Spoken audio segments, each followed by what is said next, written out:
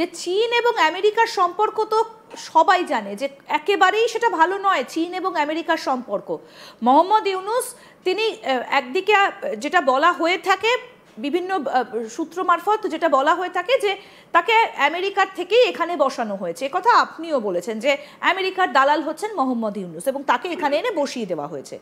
আবার তিনি চীনেও যাচ্ছেন, চীনের সঙ্গেও তিনি নানা রকম ব্যবসা বাণিজ্য করতে চান, নানা রকম সলা পরামর্শ করতে চান, এয়ারবেস বানানোর জন্য বাংলাদেশে চীনকে তিনি আমন্ত্রণ জানিয়ে এসেছেন।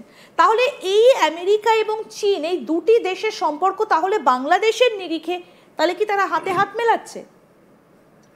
এইটা একটা ইন্টারেস্টিং প্রশ্ন, যেখানে স্বাভাবিকভাবেই পাল্টা প্রশ্ন আসে যে এই ধরনের একটা বই সম্পর্ক থাকার পরেও আমেরিকা ঠিক চায়নার সাথে এরকম একটা অ্যালায়েন্সে যাবে বা এই ধরনের একটা সিচুয়েশনে যাবে, সেইটা খুবই বোধগম্য। জিনিসটা এত বেশি আপনার কনফিউজিং, কিন্তু আমি আপনাকে একটা জিনিস একটু সহজ করে দিচ্ছি। সহজটা হচ্ছে, আমেরিকা তার সম্ভাব্য বড় শত্রু বলবো না, বড় শক্তিকে চাপে রাখার জন্য ওরা যে থিওরিটা ব্যবহার করে, এটার নাম হচ্ছে টু ট্র্যাক থিওরি। আমি এই থিওরিটার কথা এর আগেও মনে হয় বলেছি বা আমার নিজের ব্যক্তিগত ভিডিওতে অনেকবার বলেছি। টু ট্র্যাক থিওরিটা হচ্ছে যে আমেরিকা যেটা করে, ধরা যাক যে আমেরিকার সাথে আপনার ব্যক্তিগতভাবে খুবই ভালো সম্পর্ক, আপনি চা খেলেন, কথা বললেন, কফি খেলেন, মানে আপনার কাছে মনে হতে পারে আমেরিকার সাথে অদ্ভুত এক সম্পর্ক আপনার সাথে, কিন্তু আপনি ঘুণাক্ষরেও টের পাবেন না আমেরিকা আপনার যে শত্রু আছে তাদের সাথেও এক ধরনের সম্পর্ক রাখছে। কেন রাখছে?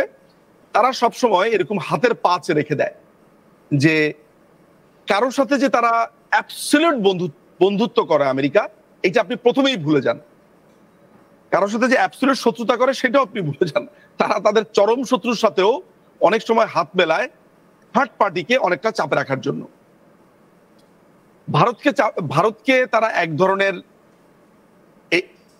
বাংলাদেশে যখন তারা অপারেশন চালিয়েছিল 1975-এ, তার আগে তারা এসে বলেছিল যে বাংলাদেশের সাথে তারা একটা মধুর সম্পর্ক চায়। 2024 সালে ইলেকশনের তাদের একটা ব্যাপক পরাজিত বাংলাদেশে হয়েছে, তারা ইলেকশনটা ঠেকাতে পারেনি। তখন তারা 10ই জানুয়ারিতে, অর্থাৎ ইলেকশনের 3 দিন পরে এসে ডোনাল্ড বলছে যে যা ভুল বুঝাবুঝি বাংলাদেশ সরকারের সাথে হয়েছে তারা সেগুলো থেকে দূরে সরে যেতে চায়, বাংলাদেশের সাথে একটা ভালো সম্পর্ক চায়। দেখুন তারপরে তারা কি করলো, ভেতরে তারা এই একটা জঙ্গি হামলার ছক রচনা করলো। একই কাজ তারা করেছে ইমরান খান সরকারের সাথে। তারা ইমরান খানের সাথে মিষ্টি কথাবার্তা বলে এই ডোনাল্ড পরবর্তী সময় ইমরান খানকে ইমপিচ করার জন্য কত ধরনের কারবার করেছে, কি করেছে। এখন তো ইমরান খান আলটিমেটলি জেলে, তারা কিভাবে আরবিকে কাজে লাগিয়েছে। ফলে ভারতকে এক ধরনের প্রেসার ক্রিয়েট করবার জন্য, এর কারণ হলো যে এই অঞ্চলে কিন্তু নানানভাবে ভারত একটা ব্যালেন্সের রাজনীতি করেছে, বিশেষ করে বাংলাদেশের সুবিধার্থে অনেক ধরনের। কারণ হচ্ছে যে এই জায়গাতে ভারত আমেরিকা রণতরী আসতে চেয়েছে, সেটা কিন্তু ভারতের প্রবল প্রতিরোধে আসতে পারেনি। অনেকেই সেটা জানে না। এই যে আমরা করিডোর নিয়ে আলাপ দেখেছি, নানানভাবে আলোচনা দেখেছি, ভারতের কিন্তু এখানে একটা কূটনৈতিক বড় ধরনের প্রভাব এখানে রয়েছে। ফলে ভারতের কারণে কিন্তু এইখানে এই জায়গাতে আমেরিকা তার সাম্রাজ্য প্রতিষ্ঠাও করতে পারছে না নানানভাবে, এবং সেই কারণেই তো ভারতের উপর এতটা রাগ একই সঙ্গে চায়না আমেরিকার সাথে গিয়েছে, কিন্তু চায়নার জন্য আবার একটা বড় ধরনের ব্যাপার হয়ে দাঁড়িয়েছে ভারত। ফলে ভারতকে যদি কোনোভাবে আমেরিকা থেকে সামান্য অ্যালায়েন্স করে বা পাকিস্তানের সাথে মিলেমিশেও যদি এখানে একটা স্ট্র্যাটেজিগতভাবে ভারতকে প্রেসারে রাখা যায়, তাহলে সেটা চায়নার লাভ। আবার লক্ষ্য করে দেখেন যে করিডোরের যে প্রসঙ্গ এসেছে, সেখানে যখন আরাকান আর্মিকে নানানভাবে ফুয়েল করবার চেষ্টা করছে বাংলাদেশের এই দখলদার বাহিনী, তখন কিন্তু সেটা আবার চায়নার এগেইনস্টে চলে যাচ্ছে। চায়না কিন্তু সেটার বিরোধিতা করছে। অর্থাৎ জায়গা বুঝে, অবস্থা বুঝে আমেরিকা এবং চায়না বাংলাদেশটাকে কেন্দ্র করে তারা তাদের একেবারে ঘুঁটি সাজিয়ে নিয়েছে, এটা একদম স্পষ্ট হচ্ছে। ধরা যাক আমি আর আপনি চরম শত্রু হলেও আমাদের একটা কমন শত্রু আছে, তার খাতিরেও মাঝে মধ্যে আমি আর আপনি এক হয়ে যাচ্ছি। ব্যাপারটা একেবারেই তাই। ব্যবহার করে ভারতের যারা রাজনৈতিক এবং নানান ধরনের ভাবে ভারতের সাথে বৈরী আচরণ করে এসেছে দশকের পর দশক, তারা ভারতের বিভিন্ন দিকে এক ধরনের, আপনি রাজনৈতিক বলেন কিংবা জঙ্গি হামলা, এটাও রাজনৈতিক আমি বলবো, এইটাকে কিভাবে ব্যবহার করছে নানানভাবে বাংলাদেশের ভূমি ব্যবহার করে। ব্যাপারটা এমন যে বাংলাদেশ হয়ে গেছে আপনার ছাগলের 3 নাম্বার বাচ্চা, মানে একদম ব্যাপারটা তো তাই। কিন্তু সার্ক থেকে যদি বেরিয়ে আসতে চায়, সার্ক থেকে যদি বাংলাদেশ বেরিয়ে আসতে চায়, পাকিস্তান, বাংলাদেশ এবং চীন মিলে যদি একটা আঞ্চলিক দল গঠন করে, তাহলে সেটা কি খুব ভালো হবে বাংলাদেশের জন্য? কারণ চীন কি করেছে না করেছে তার প্রমাণ শ্রীলঙ্কা, যে একটা সময় প্রচুর অর্থ দিয়ে তাদেরকে সাহায্য করেছিল এবং তারপর তারা কি করেছে সেটা সবাই জানে। তাহলে বাংলাদেশও তো তাহলে সেটাই হতে থাকবে।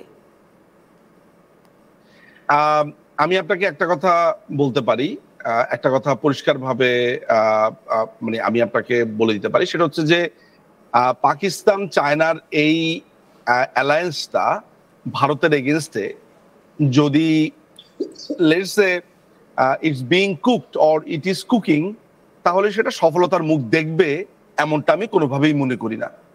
এটা ব্যর্থতায় পর্যবসিত হবে এবং এটা আসলে শেষ পর্যন্ত কাজ করবে না। এগুলোর অনেকগুলো দিক আছে যেগুলো নিয়ে আলোচনা করা যেতে পারে।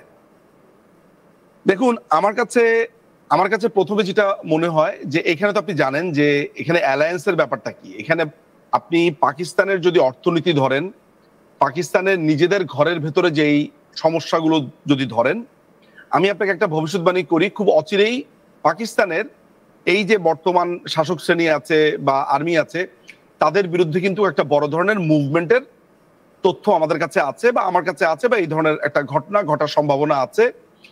এর মধ্যে দেখেন যে বেলুচিস্তান স্বাধীনতা তো চাচ্ছে, এটা আমরা জানি, যেটা তীব্র থেকে তীব্রতর নানানভাবে হচ্ছে। এবং একই দিকে আপনার ইমরান খানের যে দলটি আছে তেহরিক ইনসাফ, তারাও একটা বড় ধরনের ব্যাপকভাবে প্রস্তুতি নিচ্ছে যে পাকিস্তানে তারা এই সরকারকে তারা উৎখাতের জন্য তারাও নানানভাবে এরকম একটা অবস্থানে পাকিস্তান হার্ড কোনো কান্ট্রিতে এসে আপনার ভারতের মতো একটা পরাশক্তির সাথে তারা আপনার বাংলাদেশের মাটি ব্যবহার করে চায়নার সাথে অ্যালায়েন্স করবে, সেটা আমার কাছে মনে হয় is very tough for Pakistan to do. বর্তমানে তাদের যে সামাজিক এবং অর্থনৈতিক যে অবস্থা, আপনি জানেন যে পাকিস্তান সাম্প্রতিক সময় আপনার বেইল আউটের জন্য আবেদন করেছে, যে তারা অনেকটা দেউলিয়ার মতো, যেটা আমরা গ্রিসে দেখেছিলাম আজকে থেকে বেশ কিছু বছর আগে।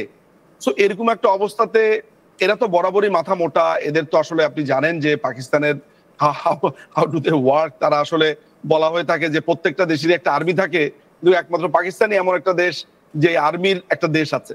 সো আলটিমেটলি যেটা হচ্ছে যে আপনি এদের কাছ থেকে খুব বেশি যে স্ট্র্যাটেজি আশা করবেন তাও না। তবে আমি আপনাকে এতটুকু বলে দিতে পারি যে যেই অ্যালায়েন্সের সংখ্যাটা আপনি করছেন, এইটা শেষ পর্যন্ত এন্ড হবে একটা নয়েজের মধ্য দিয়ে।